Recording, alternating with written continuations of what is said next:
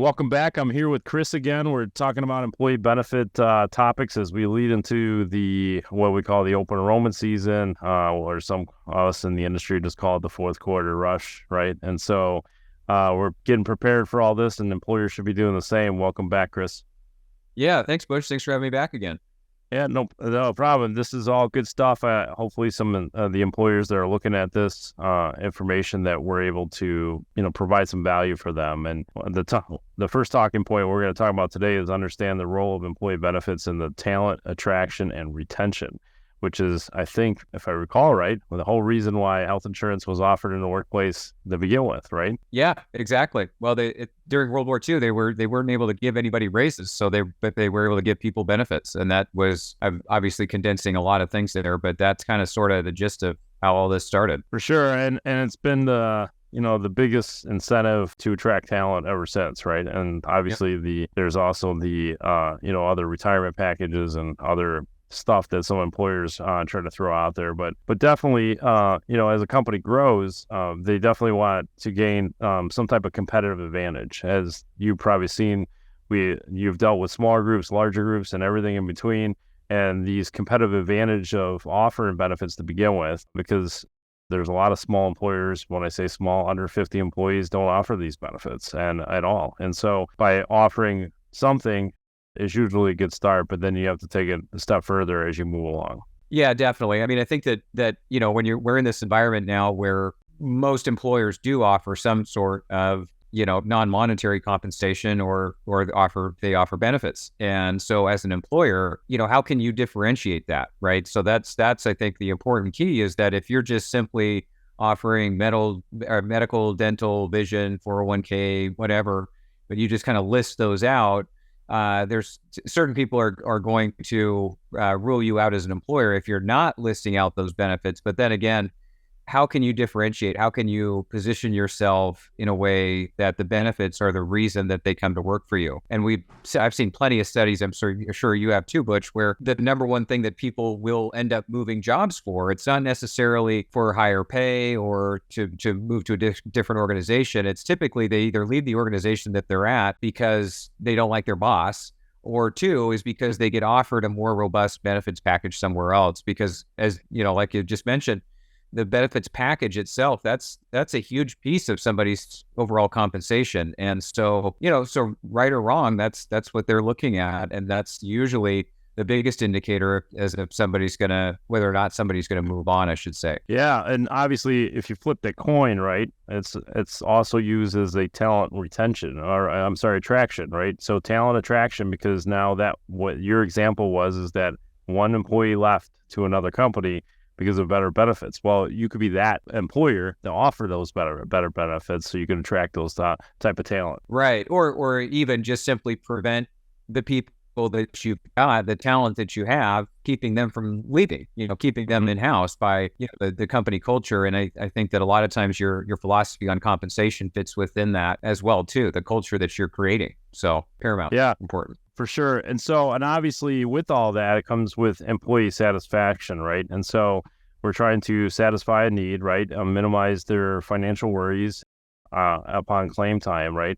And it gives them a little bit of comfort of loyalty to that company. Yeah, 100%. Yeah. And a lot of times, and I've seen this with a lot of the companies, because sometimes we'll do startups, right? And then like they're super small and then they grow or scale. That during that process, you could tell, even feedback from your clients, that there's an improved productivity because there's one less worry, or they're happy to be there, right? They're more productive overall. Yeah, and we've even had this just happened with us recently. There was a group we helped start up their benefits plan last year. At the time it was like, look, we just need to get this started. At the time they had about 8 or 10 people or something like that. So it was again, very, very small, just needed something to get started. And then their renewal came around, and by the time their renewal came around, they were up to 25. And even since then, they're up to 40. So your benefits philosophy and the way that you manage that plan is going to change over time as you grow like that, and as you continue to evolve your business and your practice and whatever you're doing, it's got to evolve along with that. And so that's the thing I see a lot of times, is that it just becomes one of those things. Well, it's like, hey, we're going to do it this way because we've always done it that way. And it doesn't matter, what line of business you're in or what kind of industry you're in. There's always that tendency to just do what's familiar, because it's just, we know what that is. We want to just hit the easy button and renew automatically, when again, the initial startup that has 5 to 10 people is going to have different priorities than one that has 25 or 30 or 40 employees. And so you've got to be able to adapt to that, and you've got to be willing to challenge some of your assumptions and to look at what else is out there and different strategic approaches for whatever stage you're at in your business. Yeah, and I love that you brought up approach, and I love there's this idea that you had brought up multiple times. I have not engaged it, but you and Eric had put this program together about engaging in a shopping spree, right? So you increase, there's a lot of motivation that comes with that. Some employees are just all about picking their own benefits, right? And so on this video, maybe shed some light a little bit on the shopping spree again. I know it's in other topics we talked about, but I think it's a cool engagement tool to help retain your current employee base. Yeah, well, and really the thought process behind it is not something that's totally foreign or out of the box. Really all we're doing is taking a defined contribution strategy and applying it in a different way. And I got to give all the credit to Eric for coming up with this. He's the manager marketer of this industry on the internet, or certainly on LinkedIn. And he coined this shopping spree thing. But really all it is you're taking, just like you do now with your defined contribution that you have for medical, you're saying, hey, this is how much we're going to pay towards medical. You can buy up or buy down. The difference is going to be payroll deducted. And then typically many times what we see is the strategy for non-medical benefits, dental, vision, life insurance, is typically those are kind of the core 3 that most employers would actually just simply pay for. And then many times the rest of it is voluntary, or there's some kind of split, whether it's short-term disability, long-term disability, accident, critical illness, whatever the lines of coverage are.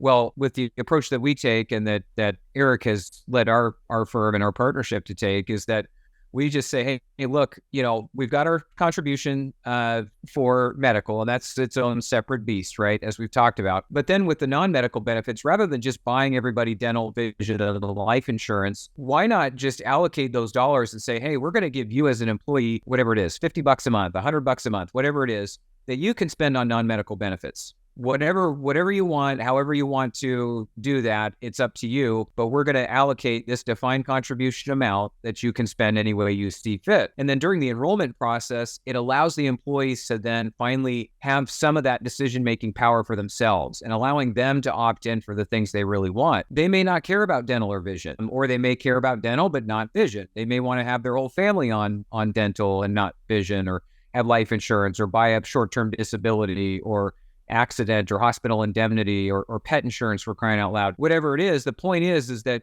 we're taking that money that was already being spent by the employer, and we're giving that to the employee to say, hey, here's the money that you can spend on benefits. Now you spend it however you see fit. And then again, just like your defined contribution with medical, if they go over that amount, so if the contribution amount is $100 and they spend 110, well, then that $10, that additional delta, that's going to be just payroll deducted, just like it is on the medical plan if they opt for the buy-up plan. And yet you're allowing them to decide what benefits are most important to them and to their families. And everybody has a different situation. Everybody has a different opinion.